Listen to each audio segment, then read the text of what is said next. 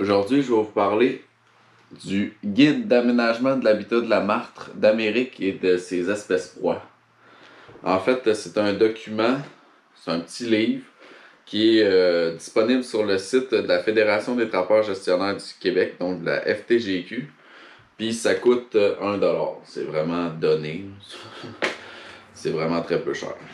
Donc, qu'est-ce qu'on a là-dedans? Je me suis pris des notes. Ça fait environ 90 pages. On a 130 pages avec la bibliographie. Mais je vous dirais au niveau du contenu, c'est 90 pages, 90-100 pages. La martre, en fait, moi je connaissais pas cet animal-là, vraiment. C'est pas mal la première fois que j'en entendais parler. Parce que où j'ai grandi, en fait, il n'y avait pas des muscélidés. Donc, c'est dans ma forêt, en arrière de chez moi, j'ai remarqué qu'il y avait des pécans. Puis, nécessairement, il doit y avoir de la martre. Puis, en visitant leur site là, de la FTGQ, j'ai vu ce document-là, plusieurs autres documents dont je me suis commandé. Puis, je vais vous faire une appréciation de chaque document. Puis, tout de suite, ça m'a intéressé. D'abord, pourquoi la martre? Ben, parce que la martre, c'est un animal à fourrure qui est très prisé des trappeurs. En fait, ça représente... En fait, au Québec, ça représente 31 000 martres en moyenne qui sont trappées chaque année. Avec un prix unitaire, là, on parle au niveau économie, avec un prix unitaire pour la fourrure de 54$. Donc, ça représente une économie de... Ben, pas une économie, mais un potentiel économique de 1 700 000$ chaque année au niveau des retombées économiques au Québec. Bon, c'est pas ce qui m'allume là, pour moi. Par contre, c'est quand même important de le mentionner à mon avis. Puis ça représente 30% des revenus de vente de fourrure brute pour les trappeurs québécois. Donc c'est un animal très intéressant.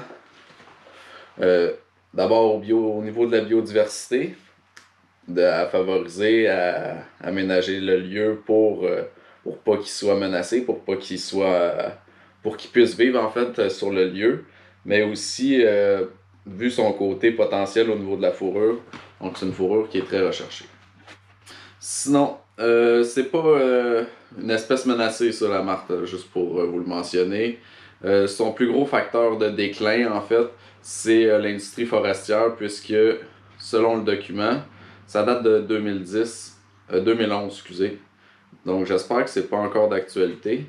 Mais à la page 92, en fait, on nous mentionne dans les commentaires que la prise en compte des besoins en habitat des animaux à fourrure forestiers n'est pas encore encadrée et ne fait pas partie de la réglementation régissant l'exploitation des forêts du Québec.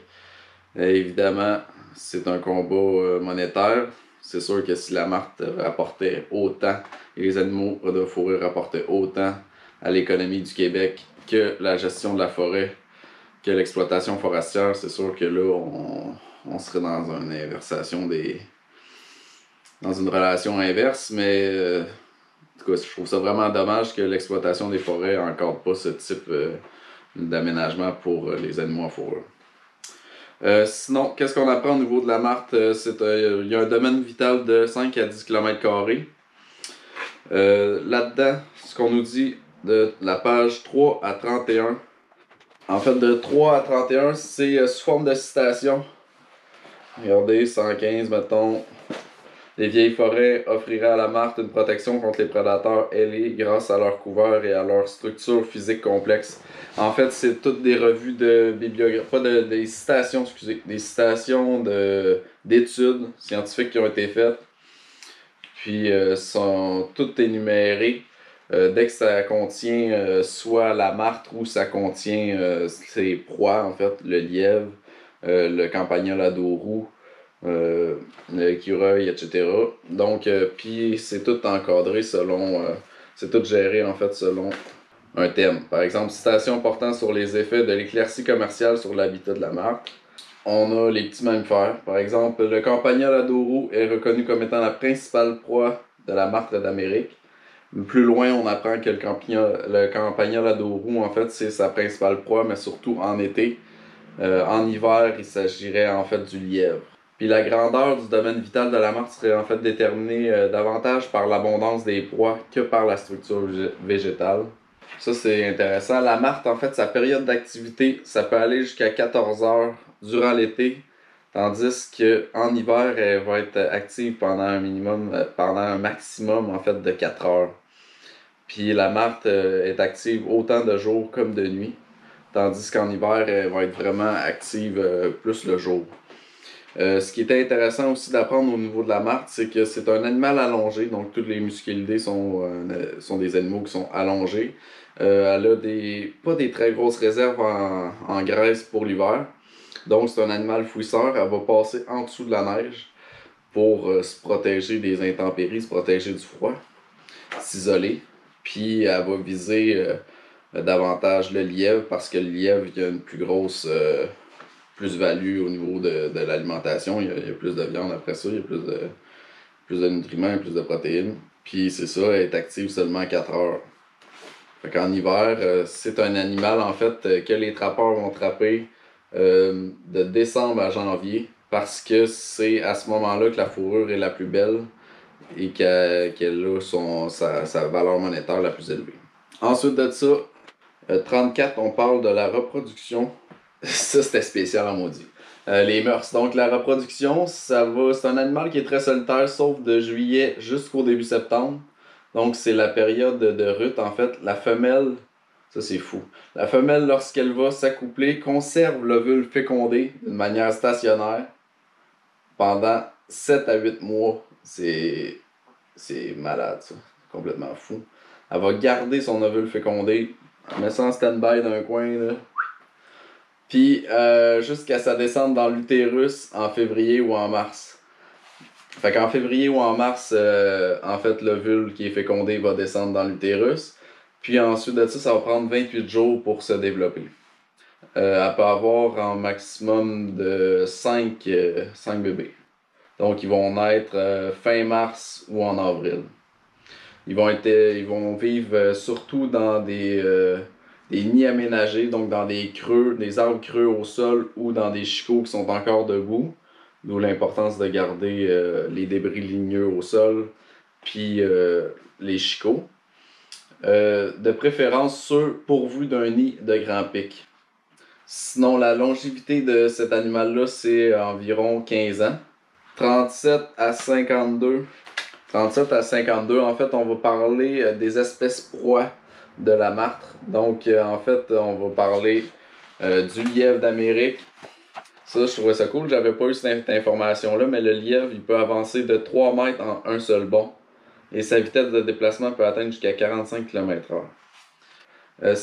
La martre est également une proie importante pour le lynx du Canada, le coyote, le renard roux, le grand-duc d'Amérique. Donc, c'est une espèce qui chasse, mais qui est également chassée par les autres animaux. Donc, on nous décrit en fait pour le lièvre, pour chaque animal, son domaine vital, son régime alimentaire, l'écologie avec son habitat. Parce que dans le fond, la martre va être là s'il y a de la nourriture, hein, c'est nécessairement. Donc, c'est bien d'en apprendre sur ses proies qui vont faire en sorte que la martre va être présente sur le terrain. On a aussi le campagnol à dos roux. Donc, on nous parle du campagnol. Le campagnol à dos roux, ça ressemble à ceci. Un petit mulot, là. On a la gélinotupée, qui fait partie aussi des espèces proies. On a le tétra du Canada. On a l'écureuil roux. Puis ça fait pas mal le tour. Ensuite, page 63 à 70, on va nous parler en fait brièvement là, de tous les effets néfastes des coupes de forêt d'une manière commerciale. Puis on va nous mettre des photos, en fait, des images de quel type de forêt est plus avantageuse ou l'est pas du tout pour les martres. Donc par exemple, ici on peut penser que c'est un très beau site, mais il n'y a aucun débris ligneux au sol. Donc, plantation de pin rouge, c'est une plantation, évidemment, on le voit, c'est comme tout en rangée. C'est pas propice, c'est pas naturel, si on veut. Donc, faute de structure verticale, horizontale et de strates arbustives, en fait, c'est un site qui est évité par la martre, mais également par le lièvre. Donc ça fait en sorte que la marque n'est pas présente sur ce type de site-là, ou va être que de passage. Ensuite de ça, 70 à 90, en fait, on est encore dans les coupes de forêt. Mais ce qu'on nous décrit, en fait, c'est des types d'aménagement en fonction des coupes de forêt. Donc, on nous on nous met un peu en perspective quel type d'aménagement devrait être fait. Par exemple, là, pour favoriser la marque, mais également le chevreuil, le lièvre et la gélinote. Là, on parle vraiment de description de forêt, en fait, de prise commerciale, là. Évidemment, il n'y a pas personne qui fait des coupes aussi intenses sur un de ses lots, d'une manière seule et pour ses besoins personnels. Sinon, c'est ça. Ça coûte une pièce. C'est un très beau petit document, très beau livre, en fait. Puis vraiment très intéressant. Fait que tous les liens vont être dans la description, si ça vous intéresse.